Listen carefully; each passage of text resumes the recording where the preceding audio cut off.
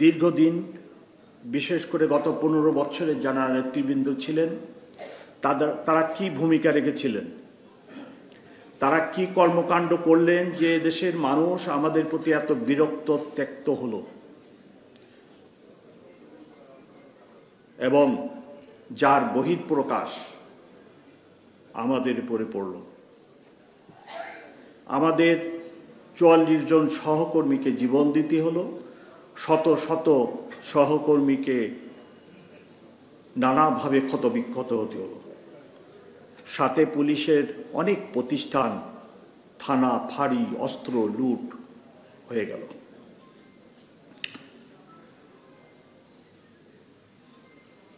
পুলিশের যিনারা নেতৃবৃন্দ ছিলেন ওনারা সঠিক সিদ্ধান্ত নিয়েছেন কিনা বা নিতে পেরেছেন কিনা সেই বিচারের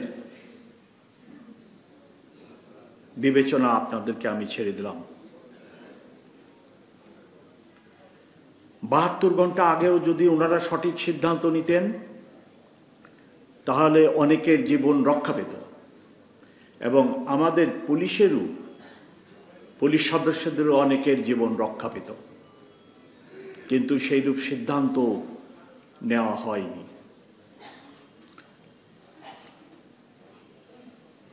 সরকার পতনের পর রাজারবাগে বিক্ষোভ দেখা দেয় আমাদের পুলিশ সদস্যদের ভিতরে। সেখানে নানা ধরনের স্লোগান, নানা ধরনের দাবি দেওয়ার প্রশ্ন ওঠে। তার মধ্যে অন্যতম একটি দাবি ছিল, আমরা বিসিএস অফিসার চাই না। এখন পুলিশে অনেক পিএইচডি, অনেক ব্যারিস্টার। এত পিএইচডি, এত ব্যারিস্টার আমাদের কি প্রয়োজন আছে? এই পিএইচডি ব্যারিস্টার এক মিনিট প্লিজ, হওয়ার পরে যদি আমার ফোর্সের সাথে আমার সম্পর্ক ভালো না হয়, আমার ফোর্সের সাথে যদি আমার একটা ব্রিজ সৃষ্টি না হয়, তাহলে আমি যে এত উচ্চ শিক্ষা গ্রহণ করলাম, এই শিক্ষার মাধ্যমে তো আমি আমার কর্তব্যটি সঠিকভাবে পালন করতে পারলাম না। তাই কর্মরত সবাইকে আমি অনুরোধ করব, আপনি যে লেখাপড়া করছেন তার জন্য অনেক কষ্ট করেন, রাত জাগেন, কিন্তু সাথে সাথে এই শিক্ষা এটাকে নিজের জীবনে সহকর্মীদের জন্য বাস্তবায়নের চেষ্টা করবেন। আমি ঢাকা মেট্রোপলিটন পুলিশের দায়িত্ব নেওয়ার পরে আমার অফিসার এবং আমার লোয়ার র্যাঙ্কের অফিসারদের ভিতরে একটি ব্রিজ সৃষ্টির জন্য যথাযথ চেষ্টা করে যাচ্ছি। অনেকেই জানেন, এই রাজারবাগে আমি 5 বছর এডিসি হিসেবে কর্মরত ছিলাম এবং তখনও আমি কাজটি করার চেষ্টা করেছি।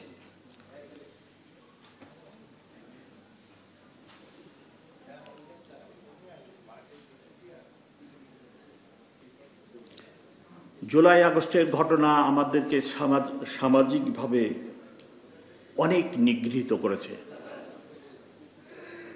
এখন পর্যন্ত আমরা সমাজের বিভিন্ন স্তরে, বিভিন্ন অনুষ্ঠানে যে নিজেদেরকে পুলিশ অফিসার হিসেবে পরিচয় দিতে লজ্জাবোধ করছি। এই ট্রমা থেকে আমাদেরকে বের হয়ে আসতে হবে এবং বের হয়ে আসার জন্য একটি উপায়, এই দেশের মানুষকে আমাদেরকে সেবা দিতে হবে এবং একমাত্র সেবাদানের মাধ্যমেই আমরা আমাদের এই হারানো ইমেজ বা গৌরবকে পুনরুদ্ধার করতে সক্ষম হব ইনশাল্লাহ। অনেক পয়েন্ট আমার এখানে লেখা, সব পয়েন্ট যদি আমি বিস্তারিত বলতে যাই অনেক সময় লাগবে। আমি সংক্ষেপে সেগুলো বলার চেষ্টা করব। বাংলাদেশে অনেক অ্যাসোসিয়েশন আছে, আমাদেরও একটি অ্যাসোসিয়েশন, 2টি অ্যাসোসিয়েশন, একটি সার্ভিং অফিসারদের আর একটি রিটায়ার্ড অফিসারদের। সব অ্যাসোসিয়েশনেই প্রতিযোগিতা থাকবে, মত পার্থক্য থাকবে, কিন্তু আমি আশা করি যে সার্ভিং এবং অবসরপ্রাপ্ত যে 2টি অ্যাসোসিয়েশন আছে, মত পার্থক্য কমিয়ে এনে নিজেদেরকে ঐক্যবদ্ধ রেখে যাতে আমরা এগিয়ে যেতে পারি। এখন প্রশাসন সংস্কার কমিশন কাজ করছে। আমি সার্ভিং অফিসার যারা আসেন ওনাদেরকে রিকোয়েস্ট করছি প্রশাসন সংস্কার কমিশনে যেয়ে আমাদের পুলিশের যে সমস্ত দাবি দেওয়া আছে সেগুলো উপস্থাপনের জন্য। একক ব্যক্তি হিসেবে আপনি করলে সেটির যে রূপ গুরুত্ব পাবে, অ্যাসোসিয়েশনের পক্ষ থেকে গেলে দাবিগুলো আরও জোরাল হবে। আপনারা অবশ্যই লক্ষ্য করেছেন বিভিন্ন অ্যাসোসিয়েশন এখন যথেষ্ট অ্যাক্টিভ। আমাদের পুলিশের অ্যাসোসিয়েশনটা, সার্ভিং অফিসারদের অ্যাসোসিয়েশনটা এখনও ততটা অ্যাক্টিভ নয়। অবসরপ্রাপ্ত অ্যাসোসিয়েশন, আবার জুলাই আগস্টের কথাই ফিরে যাই, অন্যান্য অবসরপ্রাপ্ত অফিসারদের যে অ্যাসোসিয়েশন আছে তাদের যে বলিষ্ঠ ভূমিকা ছিল, এক দুইটা নাম আমি জানি কিন্তু এখানে বলতে চাই না, আমাদের অ্যাসোসিয়েশন সেইরূপ ভূমিকা পালন করতে পারে নাই বলে আমি মনে করি। তাই আমি আমাদের অবসরপ্রাপ্ত যে অ্যাসোসিয়েশনে সামনে দাঁড়ায় আমি কথা বলছি, বিভিন্ন সামাজিক এবং বিভিন্ন বিষয়ে যেন ওনারা আরও জোরালো ভূমিকা পালন করেন। আরেকটি বিষয় যেটা এখানে বলা ঠিক না, তবু আমি বলি, আমাদের ডিপার্টমেন্টাল অফিসার বিশেষ করে যারা আউটসাইড ক্যাডারে ভর্তি হয়, দীর্ঘদিন যাবৎ ওনাদের কোনো লোক সুপারিনটেন্ডেন্ট অফ পুলিশে পদোন্নতি হয় নাই। অতি সম্প্রতি ডিপিচি হয়, সেখানে কিছু অফিসার ছিলেন। আমার কাছে একজন অফিসার আসার পরে আমি বিষয়টি সম্মানিত ইন্সপেক্টর জেনারেল এবং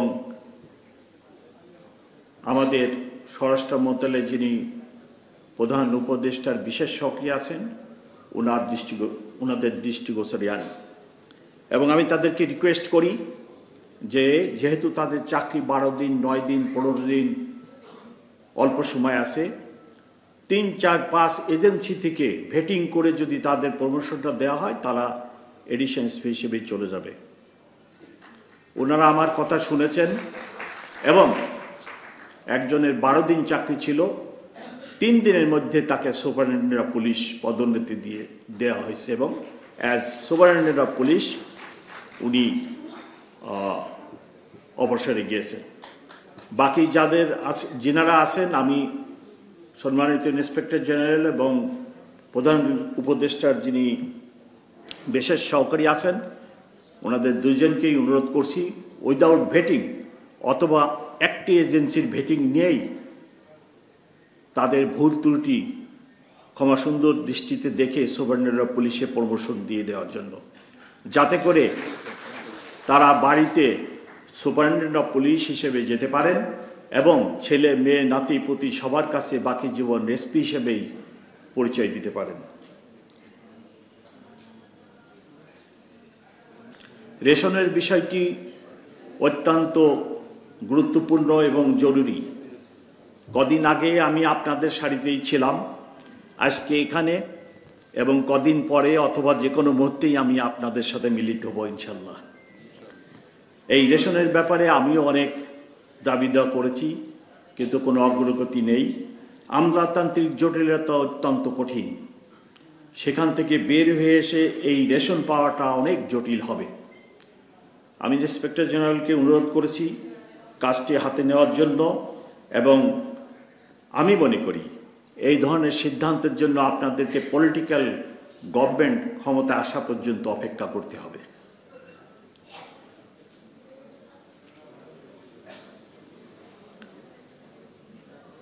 আপনারা সবাই জানেন ঢাকা মেট্রোপলিটন পুলিশ সম্পূর্ণভাবে একটি অপারেশনাল ইউনিট এবং আমি এই ইউনিটের প্রধান পুলিশ কমিশনার। আমার অনেক ব্যস্ত থাকতে হয়, যার ফলে নানাবিধ বিষয়ে আমার ইচ্ছা থাকা সত্ত্বেও আমি সাহায্য করতে পারি না। তবে আমার সহকর্মী এবং আজকের এই প্রোগ্রামের সভাপতি এবং অ্যাসোসিয়েশনের সভাপতি আমরা একসাথে কাজ করছি। উনি যে দু একটি বিষয় আমার কাছে নিয়ে আসেন আমি করে দেওয়ার চেষ্টা করি এবং আপনাদের কার্যক্রম সম্প্রসারিত করার জন্য এবং আরও বেগবান করার জন্য যেনারা এই অ্যাসোসিয়েশনে এখন আছেন ওনারা যদি আমার কাছে আসে আমি আর্থিক এবং অন্যান্য বিষয়ে সকল সহযোগিতা প্রদান করব।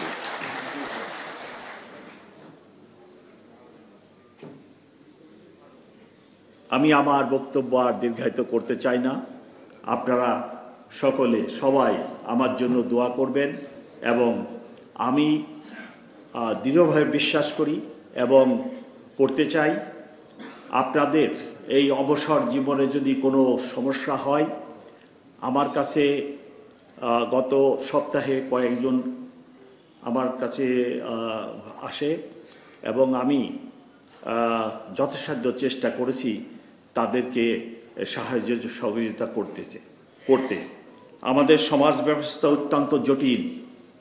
আপনি চাকরিকালীন সময়ে যেভাবে ছিলেন এখন সেভাবে থাকতে পারবেন না। একটি ফ্ল্যাট কিনবেন, একটি বাড়ি করতে যাবেন, একটা কিছু করতে যাবেন, নানাবিধ জটিলতা এসে সৃষ্টি হয়। এই সকল জটিলতার জন্য আমি যতদিন আমার এই চেয়ারে আসি আমার কাছে আসবেন, আমি সর্বোচ্চ চেষ্টা করব আপনার ব্যক্তিগত ওই সকল সমস্যার সমাধানের জন্য। সবাই মিলে আমার জন্য দোয়া করবেন, আমিও আপনাদের জন্য দোয়া করি। সবাই মিলে আমরা আমাকে সার্ভিং বলাটাও ঠিক হবে না, হাফ সার্ভিং হাফ। তো আমরা যেন সবাই মিলে ভালো থাকতে পারি। বিশেষ করে যারা অবসর জীবনে আছেন তাদের অনেক জটিলতা আছে আমি জানি, সেই জন্য আমাদের কাছে আসবেন, আমরা সর্বাত্মক চেষ্টা করব আপনাদেরকে